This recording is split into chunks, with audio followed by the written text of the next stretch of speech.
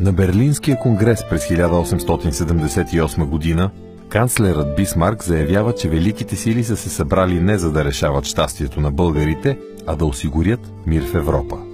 Но българите не разглеждат нещата по този начин.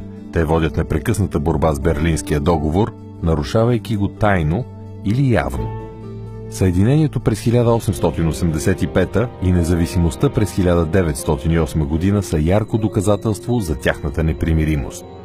Близо 30 години от поколение на поколение се предава заветът за довършване на националното обединение.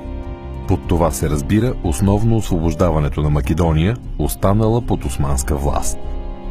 Към 1903 година става ясно, че всички дипломатически или революционни методи за постигане на тази цел са изчерпани. Остава само един път – този на войната. България започва трескаво да се превъоръжава, но същото прави и османската армия.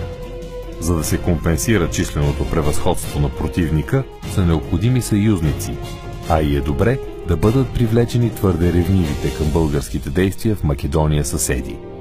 За целта обаче трябва да бъдат направени компромиси. Прави ги правителството на Иван Евстатиев Гешов.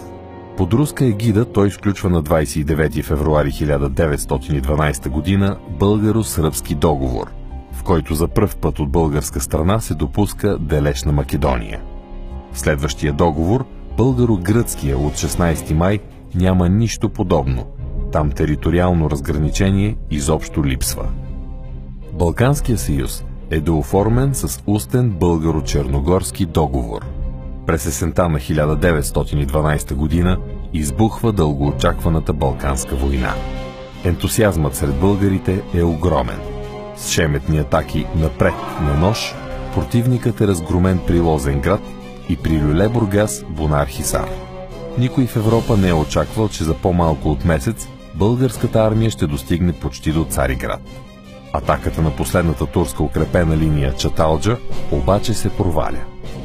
Опитът на османската армия да премине в контранастъпление е отблъснат при Булаир и Шаркьой.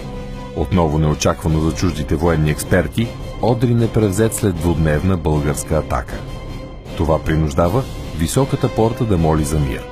Такъв е сключен в Лондон на 17 май 1913 година и с него Османската империя предава на съюзниците цялата територия на запад от линията Мидия-Енос.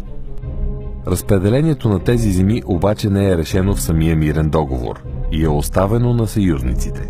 Тук започва да изплуват допуснатите от българите при създаването на Балканския съюз грешки и компромиси. Основната тежест на Балканската война е изнесена от българите. Докато те се сражават в източна Тракия, сърби и гърци се разполагат в Македония и преследват българските учители, свещеници и революционери.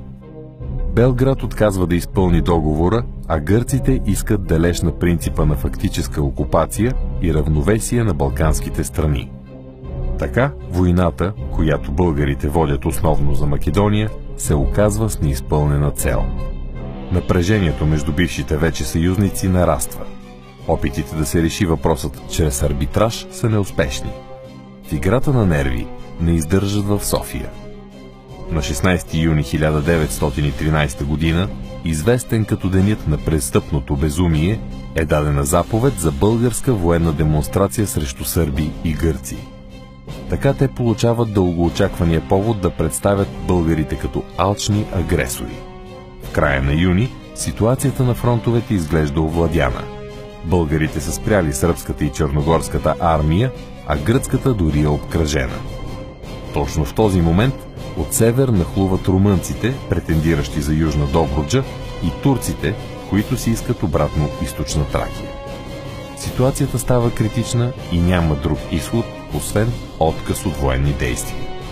Според Букурештският и Цариградският договор от 28 юли и 16 септември, България получава Пиринска Македония и Западна Тракия, а губи Южна Добруджа. Гърция и Сърбия си поделят по-голямата част от Македония. Въпреки че реално страната се е увеличила, за българите това е първа национална катастрофа, тъй като войната, водена за свободата на сънародниците в Македония, ги поставя в още по-тежко положение. Проваля се опитът за незабавно и едновременно постигане на националното обединение.